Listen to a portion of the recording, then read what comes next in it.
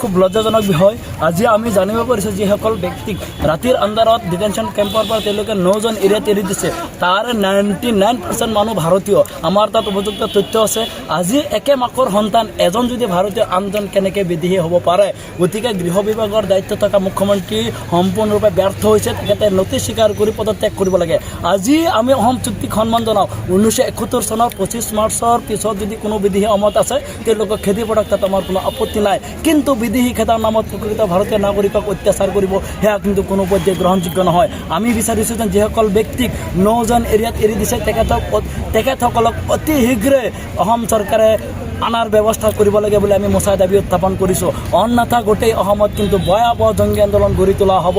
আজি বিদেশী খেদাৰ নামত প্ৰকৃত মুছলমানক অন্যায় কৰা হ'ব, সেয়া কোনো পৰ্যায়ে গ্ৰহণযোগ্য নহয়।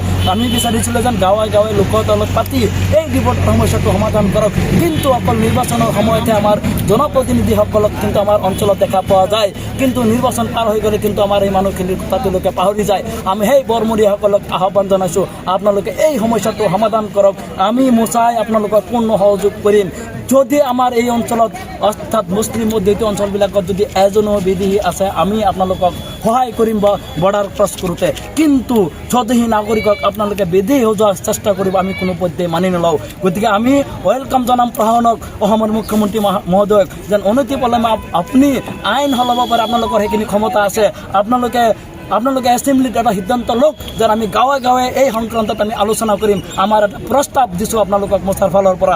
আপোনালোকে আহক, আমি গাঁৱে গাঁৱে লোক আদালতত আমি আপোনালোকে তাতে থকা লোকেল মেজিষ্ট্ৰেটৰ জৰিয়তে এইখিনি ভেৰিফাই কৰক, ছাৰ্ভে কৰক। আমি মোচাই পূৰ্ণ সহযোগ কৰিম। অসমৰ গোটেই দল সংগঠনক আমি আহ্বান জনাওঁ, এই ক্ষেত্ৰত আপোনালোকে পূৰ্ণ সহযোগ কৰি এই সমস্যাটো সমাধান কৰক। তেতিয়া আমি ভাবিম যেন অসমৰ মুখ্যমন্ত্ৰীয়ে জাতি ধৰ্ম বৰ্ণ নিৰ্বিশেষে সকলো জনগোষ্ঠীৰ উন্নয়ন কৰিব। কিন্তু এনেকৈ যদি সদায় যদি মুছলমানক অত্যাচাৰ কৰি থকা যায়, সেয়া কিন্তু কোনো পৰ্যায়ে গ্ৰহণযোগ্য নহয়।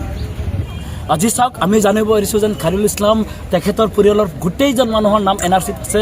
একমাত্ৰ সামান্য নামৰ তাৰতম্যৰ কাৰণে এটা আখৰ, তেখেতৰ দেউতাৰ নাম নুৰ ইছলাম, আৰু সামান্য এটা আখৰৰ এটা তাৰতম্য হোৱাৰ কাৰণে তেখেতে কিন্তু ফৰেনাৰ ট্ৰিবিউনেলৰ পৰা আমাৰ লয়াৰ কোৰ্টত বিধি দিছে। কিন্তু এটা পৰিতাপৰ বিষয়, যিসকল মানে ফৰেনাৰ ট্ৰিবিউনেলৰ পৰা যিবিলাক নোটিছ পঠোৱা যায়, তাত কিন্তু খেলি মেলি হোৱা দেখা যায়। 3টা নোটিছ আপনার ভিক্টিমে কিন্তু কোনো ধরনের নোটিসে নাপায়, কিন্তু পরবর্তী পর্যায়ে দেখা যায় যেন তাতে এক্সপার্টি হয়ে পেলাই মানুহজন বিদেশী হৈ যায়। এনেকুৱা বহুত উদাহৰণ আমাৰ তাত আছে। কাৰণ এই অঞ্চলৰ বহুতো অশিক্ষিত মানুহ বিভিন্ন অঞ্চলত কাম কৰিবলৈ যায় পেটৰ তেৰৰ, তাতে কিন্তু তেওঁলোক সন্দেহযুক্ত কৰি পেলাই অসমৰ বিভিন্ন থানাৰ পৰা, বিশেষকৈ উজনিৰ থানাৰ পৰা আমাৰ মানুহখিনি কিন্তু সন্দেহযুক্ত কৰি পেলাই কিছুমান নোটিছ পঠোৱা হয়। কিন্তু যিহেতু এই মানুহখিনি ইয়াতে নাথাকে, কৰ্মসূত্ৰে বেলেগ ৰাজ্যত তেওঁলোকে বসতি স্থাপন কৰে, তেওঁলোকে নোটিছবিলাক নাপায়। পৰৱৰ্তী পৰ্যায়ত এই মানুহখিনিকে এক্সপাৰ্টি কৰি পেলাই ফৰেনাৰ ট্ৰিবিউনেলে তেওঁলোকক ডিপুটাৰ বুলি ডিক্লেয়াৰ দি দিয়ে। আৰু এনেকৈ পৰ্যায়ক্ৰমে সামান্য নামৰ তাৰতম্যৰ কাৰণে মানুহখিনি বিদেশী বুলি হৈ যায়। গতিকে আমি আহ্বান জনাইছোঁ অসমৰ মুখ্যমন্ত্ৰী ডাঙৰীয়াক অতি শীঘ্ৰে এই সমস্যাটো সমাধান কৰক। মোচাই সম্পূৰ্ণৰূপে পূৰ্ণ সহযোগ কৰিব।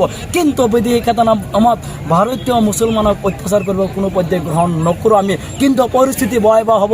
মুখ্যমন্ত্ৰী ডাঙৰীয়া 2026 নিৰ্বাচনী বতৰণি পাৰ কৰাৰ কাৰণে আপোনালোকে যি ব্লু প্ৰিণ্ট ৰচনা কৰিছে, সেয়া কিন্তু কেতিয়াও সফল হ'ব নিদিওঁ। আমি আহ্বান জনাইছোঁ, আমি কোনো জনপ্ৰতিনিধিক আমি কিন্তু 26ত আমাৰ মুছলিম মধ্যবিত্ত অঞ্চলৰ পৰা আমি বয়কট কৰিম প্ৰতিটো ৰাজনৈতিক দলৰ নেতাসকলক। কাৰণ এই সমস্যাটো যুগ ধৰি চলি আছে। এই সমস্যাটো কোনো সমাধান কৰাৰ চেষ্টা কৰা নাই। মুখ্যমন্ত্ৰী মহোদয়ক মই পুনৰবাৰ আহ্বান জনাইছোঁ, এই সমস্যাটো সমাধান কৰি আপোনালোকে আহিব, তাৰপিছত কিন্তু বিবেচনা কৰিম।